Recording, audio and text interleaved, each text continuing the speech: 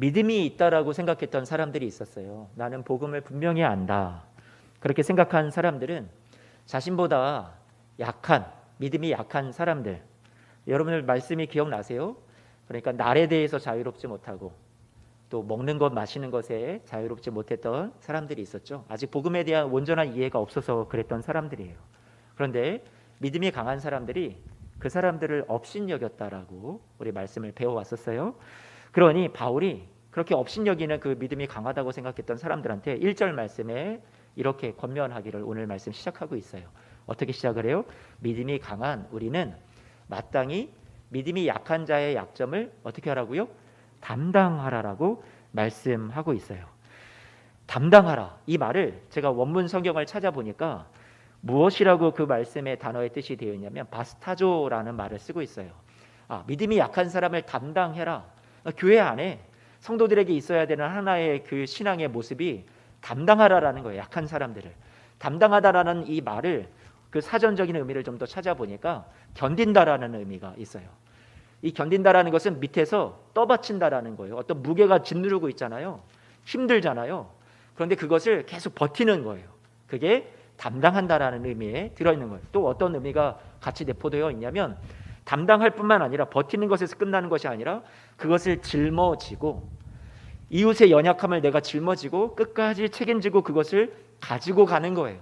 우리 믿음의 여정에 있어서 우리가 다른 사람들을 내가 짊어지고 가는 것이 하나님께서 우리에게 원하시는 것이구나, 이 말씀을 통해서 알 수 있죠. 이 동일한 담당하다라는 단어를 요한복음 말씀에서는 어떻게 표현하고 있냐면 요한복음 19장 말씀을 보면 예수님께서 자기 십자가를 지시고 가셨다 할 때 이 지다라는 말이 바스타조, 담당하다라는 말이에요. 예수님께서 저와 여러분들의 죄의 짐을 담당해 주셨어요. 그 무거운 십자가를, 그 죄의 무게를 주님께서 다 담당하시고 홀로 지시고 우리를 위해서 걸어가 주셨어요. 예수님이 본을 보여주신 거죠. 예수님이 우리의 죄를 담당해 주신 거죠. 마찬가지로 우리도 연약한 자를 우리가 담당해야 된다, 우리가 지고 가야 된다라고 바울은 얘기해 주고 있는 거죠. 마태복음 8장 말씀을 보면 또 이렇게 말씀해요. 예수님께서 많은 병든 자들, 또 귀신 들린 사람들, 연약한 사람들을 다 도와주시거든요. 그들을 고쳐주시거든요. 그런데 이렇게 말씀하죠. 17절 말씀에 우리의 연약한 것을 친히 예수님께서 어떻게 하셨다고요? 담당하셨다. 여기에 쓰여 있는 이 담당하다라는 말이 오늘 로마서 15장 1절 말씀에 있는 담당하다라는 말과 동일한 단어 바스타조를 쓰고 있다라는 얘기예요. 우리의 병을 짊어지셨대요. 주님께서 우리의 연약함을 담당해 주시고 우리의 병도 짊어지시고 우리를 위해서 그렇게 살아주신 것처럼 우리 로마서 15장 말씀에서 저와 여러분들에게 우리도 마땅히 다른 사람들의 연약함을 담당해 주어야 된다라고 말씀은 우리에게 가르쳐 주고 있습니다.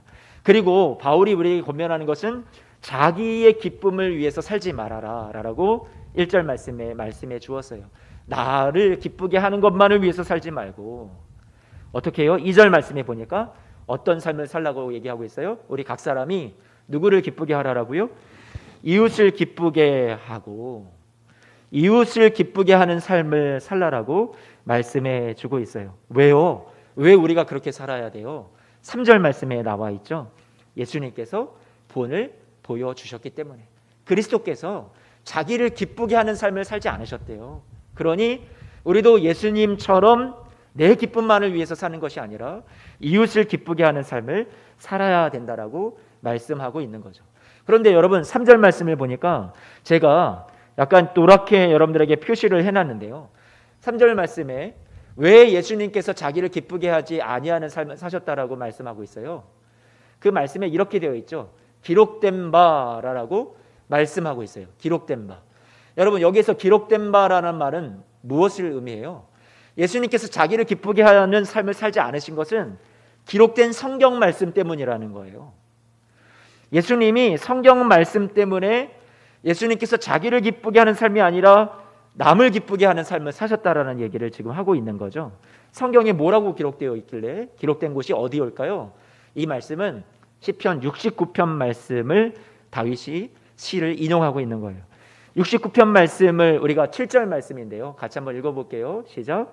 내가 쥐를 위하여 비방을 받았사오니 수치가 나의 얼굴에 덮였나이다. 여러분 다윗이 쓴 시, 이 시편 69편 말씀, 계속 말씀을 띄워주세요. 다윗이 쓴 시예요. 이것은 다윗이 선하고 의롭게 사는데 자꾸만 자신에게 수치와 비방이 있고 조롱이 있고 사람들이 너무나도 자신을 괴롭히는 거예요.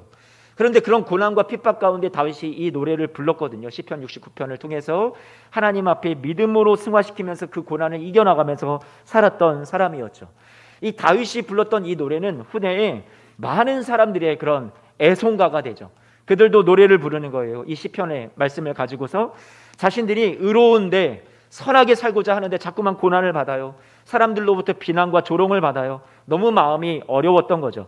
그런데 이 노래를 부르면서 자신들도 신앙의 힘으로 극복해 나가려고 하나님 말씀을 붙잡고 그것을 노래로 부르면서 이겨나가고 있었던 거였어요. 그러면 지금 이 말씀은요, 로마서 15장 3절 말씀 다시 한 번만 띄워주세요. 그리스도께서 자기를 기쁘게 하지 아니하셨나니, 바울이 생각할 때 예수님도 기록된 시편 69편의 이 말씀을 단단히 붙잡고 예수님도 비방을 받는 삶을 사셨고 모욕당하는 삶을 사셨고 조롱받으며 사셨지만 이 주님의 말씀 시편 69편 말씀을, 하나님 말씀을 단단히 붙잡으시고 사셨다는 얘기를 지금 바울이 하고 있는 거예요.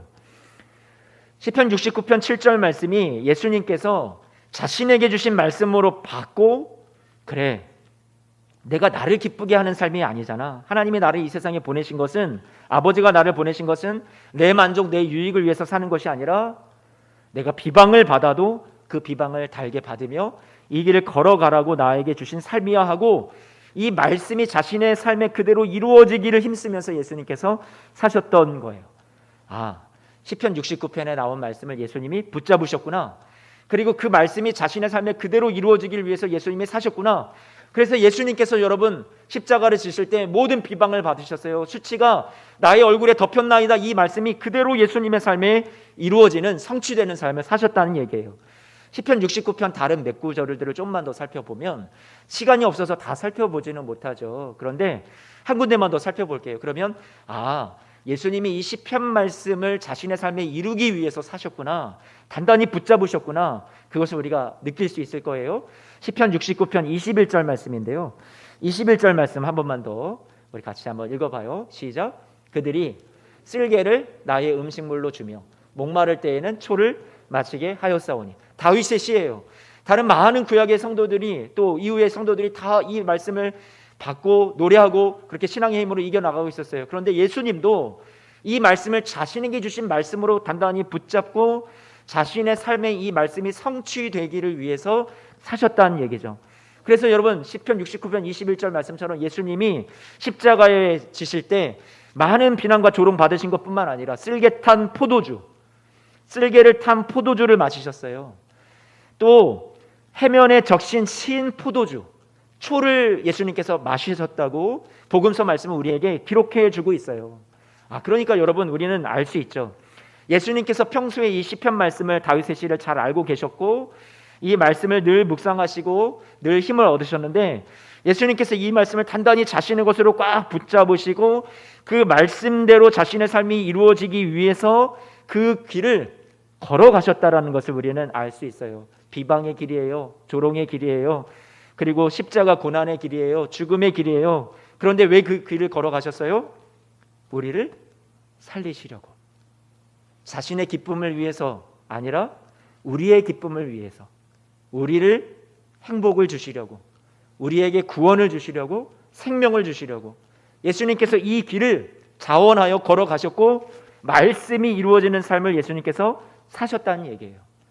우리는 예수님의 모습을 통해서 하나님의 기록된 말씀을 붙잡고 예수님께서 이렇게 멋지게 자신에게 주어진 삶을 자신의 기쁨 아닌 우리를 살리기 위한, 남을 기쁘시게 하기 위한 그 길을 걸어가 주셨구나. 우리는 그 말씀에서 은혜를 얻을 수 있는 거예요. 4절 말씀을 한번 볼까요? 4절 말씀 같이 한번 보면 이렇게 말씀하죠. 무엇이든지 전에 기록된 바는 우리의 교훈을 위하여 기록된 것이고 우리로 하여금 인내로 또는 성경의 위로로 소망을 가지게 하려 함이라라고 말씀하고 있어요. 여러분 조금 엉뚱하지 않나요? 왜 여기에서 이 말씀이 나오는지, 갑자기 성경이 주는 유익에 대해서 덩그러니 이 말씀이 나오는 것 같단 말이에요. 앞뒤 문맥과 어떻게 연결이 되는 걸까요? 성경 말씀은 유익해. 성경 말씀은 우리의 교훈을 위해서 기록된 거야. 성경 말씀은 인내를 주고 위로도 주고 소망도 줘. 여러분, 그렇게 우리가 이 말씀을 그냥 하나만 뽑아내서 이 말씀의 유익을 얻는다면 이 말씀에 대한 유익은 우리는 절반 정도밖에 얻지 못하는 거예요. 이 4절 말씀을 어디랑 연결을 시켜야 될까요? 예수님께서 붙잡으셨던 그 말씀과 연결을 시키는 거죠. 예수님의 삶과 연결을 시켜보는 거예요. 그러면 우리가 이 말씀을 정확하게 이해할 수 있어요. 예수님께서 그 고난의 길을 걸어가실 수 있었던 것은 바로 이 성경 말씀 때문이라는 거예요. 생각해 보세요. 예수님이 시편 성경 말씀이 당신에게 이루어지는 삶을 사셨는데 억지로 어쩔 수 없이 그렇게 사셨다면 얼마나 억울해요. 기쁨도 없을 것 같아요. 그런데 그 말씀대로 사는 것이 예수님에게는 전혀 그렇게 나쁘지 않았다는 얘기예요. 4절 말씀 다시 한 번만 띄워주세요. 4절 말씀을 제가 이제 풀어드릴게요. 여러분 눈으로 이 말씀을 한번 읽어주시고요. 제가 풀어드리는 이 말씀에 대한 해설을 한번 들어보세요. 예수님께서도 마찬가지로 말씀을 통해서 교훈을 얻으셨어요. 고난의 길을 걸으며 말씀을 통해 어떤 고난도 참고 견딜 수 있는 인내를 얻으실 수 있었던 거예요. 성경에 하나님이 주신 진실한 약속들을 통해서 예수님이 위로를 받으셨던 것이 분명해요. 그래서 예수님도 앞날에 대한 소망을 가지실 수 있었던 거죠. 오늘 말씀에 인내와 그리고 저와 여러분들에게 위로와 소망을 준다라고 말씀이 유익이 담겨 있잖아요. 예수님도 이 말씀 속에서 말씀을 붙들고 말씀을 이루는 삶을 사시면서 억지로 그것이 너무나도 슬픔이 되셨던 것이 아니라 그 말씀대로 살면서 예수님도 인내를 얻으셨고 위로를 받으셨고 소망하면서 그 길을 걸어가실 수 있으셨다는 얘기예요. 그러니 사랑하는 성도 여러분, 예수님만이 아니라 우리에게도 동일하게 이 하나님의 말씀은 인내를 주고요, 또 위로를 주고요, 우리에게 소망을 주는 하나님의 말씀인 줄로 믿습니다. 여러분, 그것이 오늘 말씀에서 저와 여러분들에게 주는 교훈이에요. 그 다음에 5절 말씀을 보니까 이제 이 성경을 갖고 있는 우리 신자들의 삶에 말씀이 주는 위로, 인내, 소망, 그것을 우리가 알고 있잖아요. 우리가 그것을 우리도 함께 누리기를 원하고 있잖아요. 그래서 바울이 이렇게 우리를 위해서 기도합니다. 성도들을 위해서 기도하고 있어요. 5절 말씀 우리 사랑하는 성도님들께서 함께 한 목소리로 읽어보겠습니다. 함께 읽습니다. 시작. 이제 인내와 위로의 하나님이 너희로 그리스도 예수를 본받아 서로 뜻이 같게 하여 주사. 예수님을 본받아 서로 뜻이 같게 하여 달라라는 그 기도를 하고 있어요. 다른 번역을 보면 마음을 같게 하여 달라는 기도예요. 마음을 같게 해달라. 믿음이 강한 사람이 있고 믿음이 약한 사람들이 있었어요. 서로 다른 생각을 가진 사람들이 있었어요. 그런데 그들을 위해서 기도할 때 바울은 우리가 예수님을 본받아 자기를 기쁘게 하는 삶을 살지 않고 남을 위해 손해보는 것 같고 희생하는 것 같아도 서로 받아주며 하나 되는, 서로 뜻이 같아지는 그런 우리 성도님들이 되기를 위해서 기도했다는 얘기예요. 성경에 나오는 빌립보 교회라는 교회가 있는데요, 이 교회는 서로 다투는, 싸우는 그런 교회였어요. 특별히 이 교회 안에 2명의 여성이 있었는데 유오디아와 순두계라는 여인이 있었죠. 교회에서 얼마나 열심히 봉사하는 그런 분들인지 몰라요. 그런데 이 둘의 문제는 하나가 되지 못하는 거였어요. 바울은 이 두 여인에게 이렇게 말씀을 통해서 권면합니다. 편지를 썼죠. 빌립보서 4장 2절 말씀에 이렇게 말해요. 내가 유오디아를 권하고 순두계를 권하는데 주 안에서 어떤 마음을 품으라고요? 같은 마음을 품어라.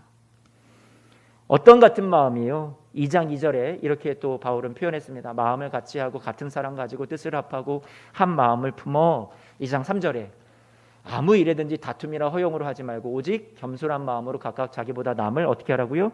낮게 여기라라고 말씀해주고 있어요. 서로 너무 달라요. 다른 의견과 생각을 갖고 있는데 저마다 다 다른 믿음의 색깔을 갖고 있어요. 누구는 기도를 강조하고 누구는 말씀을 강조하고 누구는 예배를 강조하고 누구는 봉사를 강조하고 하나님을 사랑하는 방법들인데 다 표현이 다르죠. 하나 되기가 어려웠어요. 지난 시간의 말씀을 여러분 기억하시죠? 먹는 것, 마시는 것, 나를 지키는 것 때문에 서로 업신여기고 서로 정죄하고 하는 일들이 일어났었죠. 바울은 이 로마 교회에 있는 이 분열을, 이 아픔을 이제는 안 된다, 같은 마음을 품어야 된다라고 말하면서 예수님을 본받아서 우리도 뜻을 합하여 한 마음이 되어야 된다라고 기도해주고 있죠. 바울이 전해준 열쇠가 있어요. 어떻게 한 마음이 돼요? 어떻게 뜻이 같아질 수 있단 말이에요. 바울이 얘기해 주는 것은 예수의 마음, 예수의 마음을 품으면 된다, 이 얘기를 해주고 있어요. 2장 5절 말씀입니다. 2장 5절. 어떻게 같은 마음을 품어요? 어떻게 뜻이 같아져요? 따라서 하겠습니다. 너희 안에 이 마음을 품으라. 곧 그리스도 예수의 마음이니. 예수의 마음을 가지면 된다. 예수의 마음을 가지면 된다. 어떤 획일적으로 우리가 생각하는 것이 다 똑같다라고, 그렇게 맞추라라고 그렇게 말하는 것이 아니라 서로 다른 것을 갖고 있지만 우리 안에 이 마음을 품으면 된다라고 말씀해주고 있어요. 어떤 마음이요? 예수의 마음을 품으라고 말씀해요. 그 예수님의 마음은 어떤 마음이었어요? 빌립보서 2장 6절부터 8절 말씀을 같이 한번 읽어보죠.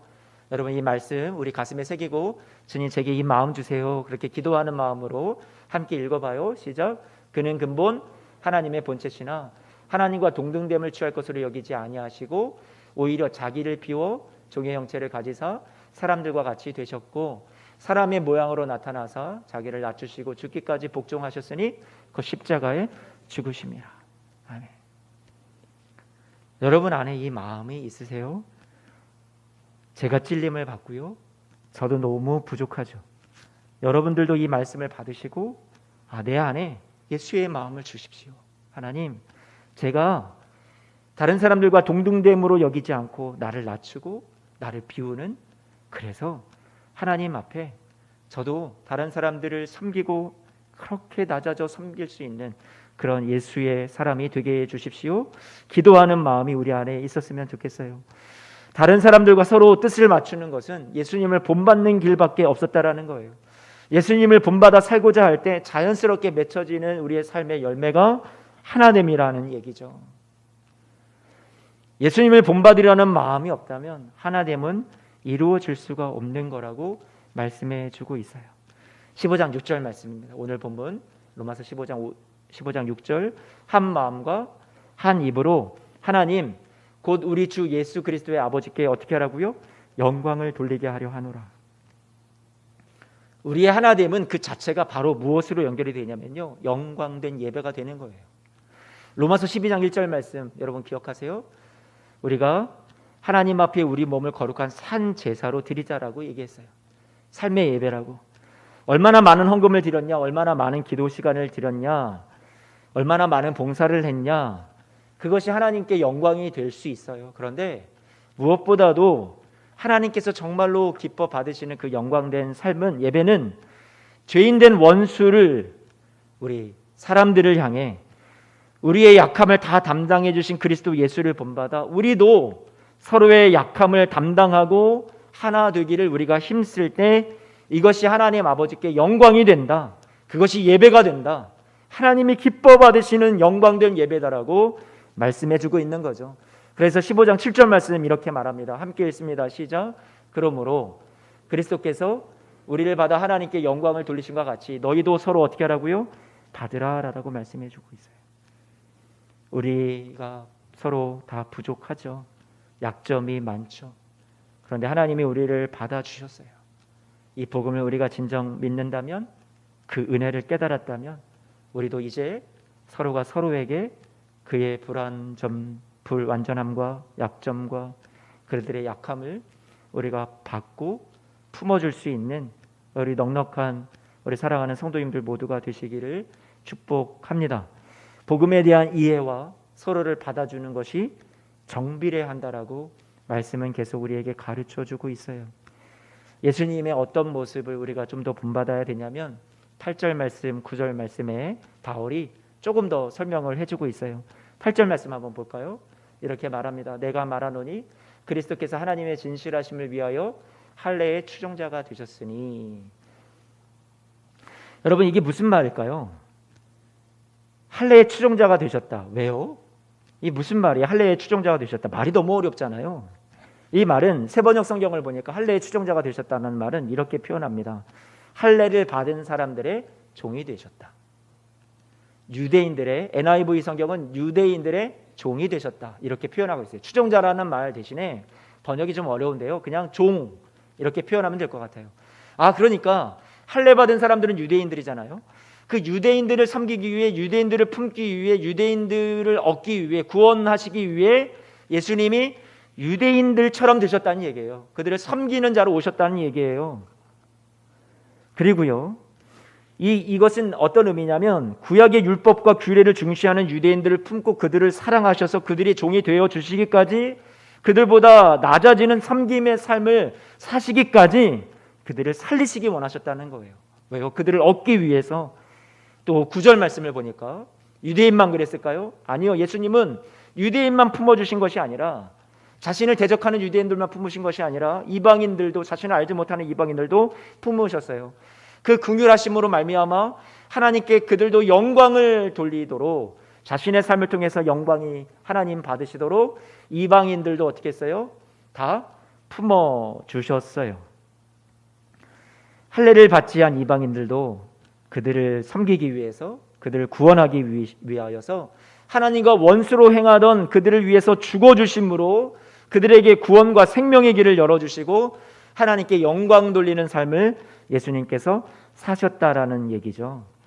예수님은 유대인이나 이방인이나 할 것 없이, 또 믿음이 강한 사람, 약한 사람 할 것 없이 우리가 서로 다르다고 생각하는 모든 사람들을 차별하지 않고 모든 사람들을 다 품으시기 위해서 예수님께서는 섬기는 종이 기꺼이 되어 주셨다라는 얘기를 하는 거예요. 예수님이 어떤 본을 우리에게 보여주셨는가를 바울이 지금 8절 9절에서 얘기를 하는 거죠. 왜 그랬을까요? 바울이 이 얘기를 왜 해요? 저와 여러분들에게 이 예수님의 본을 보여주는 거예요. 우리도 그렇게 살아야 되지 않겠냐라고 말씀하는 거죠. 예수님이 내 삶에 찾아오셨어요. 이런 죄인을 품어주셨어요. 아직도 한참 멀었는데 기다려주세요. 인내하고 계세요. 우리 안에 소망을 갖고 계세요. 넉넉히 저와 여러분들을 받아주고 계세요. 지금도 매일같이 저와 여러분들을 품으시고 우리의 삶에 도우시고 우리 안에 역사하고 계세요. 그 은혜를 우리가 받았어요. 우리가 그 은혜를 잘 알고 있어요. 그리스도께서 자격 없는 우리를 받아 하나님께 영광을 돌리신 것 같이 너희도 서로 받으라라고 말씀해 주고 있어요. 그것이 하나님이 기뻐 받으시는 영광된 삶이요 우리의 예배다라고 말씀해 주죠. 바울이 이것을 먼저 깨달았어요. 우리보다요. 그래서 바울도 어떻게 살았냐면요, 받는 삶을 살았어요. 예수님처럼 똑같이. 그래서 고린도전서 9장 말씀을 보면 이렇게 말씀해요. 고린도전서 9장 19절 22절인데요. 이렇게 말하죠. 여러분 동일하게 딱 느껴지실 거예요. 바울이 예수님과 똑같이 삶을 사셨구나. 알 수 있을 거예요. 내가 모든 사람에게서 자유로우나 스스로 모든 사람에게 종이 된 것은 더 많은 사람을 얻고자 함이라. 그 다음에요, 유대인들에게 내가 유대인과 같이 된 것은 유대인들을 얻고자 함이요, 율법 아래에 있는 자들에게는 내가 율법 아래에 있지 아니하나 율법 아래에 있는 자같이 된 것은 율법 아래에 있는 자들을 얻고자 함이요, 율법 없는 자에게는 내가 하나님께는 율법 없는 자가 아니요 도리어 그리스도의 율법 아래에 있는 자이나 율법 없는 자와 같이 된 것은 율법 없는 자들을 얻고자 함이라. 22절, 약한 자들에게 내가 약한 자와 같이 된 것은 약한 자들을 얻고자 함이요 내가 여러 사람에게 여러 모습이 된 것은 아무쪼록 몇 사람이라도 구원하고자 함이다라고 말씀해요. 바울이 모두를 품기 위해서 자신을 내려놓고 자신이 더 주장할 수 있는 것들을, 권리를 포기하고 기꺼이 그들을 품는, 자신이 낮아지는 종의 길을, 섬기는 길을 바울도 예수님을 꼭 닮아서 걸어갔구나. 여러분 이 말씀 속에서 그렇게 느껴지지 않으세요? 우리는 느낄 수 있다라는 말이에요. 로마서 15장 9절부터 11절 말씀을 보면 기록된 바, 10절 말씀 한 번만 또 띄워주세요. 또 이르되, 11절 말씀에 또 이렇게 말하죠. 다 구약 성경에 나온 말씀들을 지금 인용하고 있는 거예요. 이게 무슨 말이냐면 예수님께서 이 구약 성경에 나와 있는 몇몇 구절들을 그대로 성취하시고 이루는 삶을 사셨다는 얘기예요. 그런데 그 9절부터 11절 말씀까지, 그 12절까지도 포함이 되는데요. 이 말씀들은 다 하나같이 뭘 얘기하냐면 하나님의 꿈을 이루어 드렸다라는 거예요. 그 하나님의 꿈이 뭐냐면 모든 열방이, 유대인뿐만 아니라 어떤 차별이 없고 이방인들까지도 다 구원하여서 그들 모두가 너나 서로 가리지 않고 차별하지 않고 온전히 연합을 이루고 하나가 되어서 한 마음으로 한 뜻으로 함께 모여 하나님을 찬미하는 그 하나님의 꿈이 있는데, 그 구절들을, 구약 성경에 나와 있는 그 하나님의 꿈이 담겨 있는 구절들을 예수님이 이 땅에 오셔서 그것을 성취하고 이루어 드렸다는 얘기를 지금 바울이 하고 있는 거예요. 한번 9절 말씀부터 11절 말씀 한번 읽어볼게요. 어떤 얘기들이 있는지 같이 한번 읽어보죠. 시작. 기록된 바 그러므로 내가 열방 중에서 주께 감사하고 주의 이름을 찬송하리로다 함과 같으니라. 10절 또 이르되 열방들아 주의 백성들과 함께 즐거워하라 하였으며, 11절 또 모든 열방들아 주를 찬양하며 모든 백성들아 그를 찬송하라. 이게 하나님의 꿈이래요. 모두가 다 함께 차별이 없고 서로 분파가 없고 서로 싸우는 것 없고 서로 하대하는 것 없고 모두가 다 하나가 되어서 그렇게 하나님을 찬송하는 영광된 삶을 사는 것, 그것이 하나님의 꿈이래요. 그런데 그것이 예수님을 통해서 이루어졌다는 얘기를 하고 있는 거예요. 12절 말씀을 봐요. 누구를 통해 이루어졌다고요? 이새의 뿌리 곧 열방을 다스리기 위하여 일어나시느니, 바로 예수님을 말하는 거예요. 예수님을 통해서 이 일들이 이루어졌다라고 말하고 있어요. 이제 말씀을 좀 마지막으로 정리를 좀 해보기를 원하는데요. 바울이 오늘날 이 시대에 다시 와서 로마서 말씀을 쓴다고 해도 아마 이렇게 이 연합에 대해서 동일한 내용으로 쓸 것 같아요. 교회마다 분쟁이, 그리고 업신여김과 정죄가 찌들어 있죠. 서로 다투고 있어요. 하나님이 사라지고 있어요. 하나님의 꿈인데 우리는 대체 무엇을 이루어 드리고 있는지 방향을 잡지 못하고 전혀 엉뚱한 데에 에너지와 시간을 쏟으며 살고 있는지 모르겠습니다. 하나님은 모든 분열과 불일치를 넘어서 예수 안에서 우리가 하나 되게 하시기 위해서 예로부터 지금까지 쉬지도 않고 계속해서 일하시는 분이 우리 주님이세요. 예수님은 우리 모두를 받아주셨어요. 예수님 안에서 유대인과 이방인, 믿음이 강한 사람들과 믿음이 약한 사람들 차별이 없어요. 부유한 사람, 가난한 사람 차별이 없어요. 모든 인종, 모든 피부색, 배운 자, 못 배운 자 다 가리지 않고 모두가 다 하나 되는 것이 하나님의 꿈이래요. 하나님의 소원이래요. 그것을 위해서 예수님께서 이 세상에 오셔서 섬기는 삶을 사셨대요. 낮아지는 삶을 사셨대요. 십자가에 죽기까지 복종하는 삶을 사셨대요. 그것을 이루어 드리려고. 하나님의 꿈이라면, 하나님의 소원이라면 우리도 그것을 이루어 드리며 살면 안 될까요? 하나님이 우리의 행한 대로 갚지 아니하시고 우리를 받아주신 같이 지금도 여전히 그 받아주시는 일을 계속 하시다는 것을, 하고 계시다라는 것을 우리가 기억하여 우리 하나님이 하시는 일에 우리가 동역자가 되어드리면 안 될까요?